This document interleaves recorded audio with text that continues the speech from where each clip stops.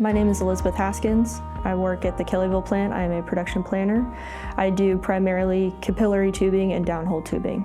Start of the day, I come in and depending on who gets to it first, we'll update the mill schedule, run through all the orders from the night before and kind of see what their progress was and kind of get a feel for what we're going to be doing for the day and what we need to communicate to sales about, hey, this product is behind or this product is early. And then I will run through and look at all of my orders that are open, and then I will make paperwork for shipments for the week. And then I will schedule those on the mill or on our Corletta lines.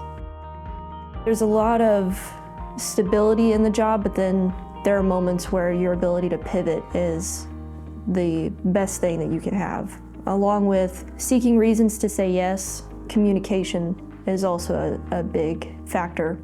If you can't communicate well, you're either given too much information, not enough information, or you're just confusing everyone. It makes sense to you, but it doesn't make sense to them, so being able to make everything make sense is also really helpful. Coming into Webco was a breath of fresh air, seeing that improving and becoming more efficient were a priority. I would say that is probably what sets us apart the most.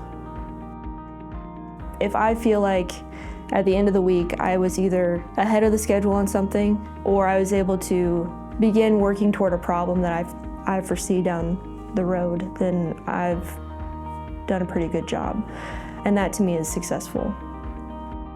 I would say the culture at Webco tends to be very friendly and very open. I don't necessarily walk around and say hello to everyone, but I know that I could.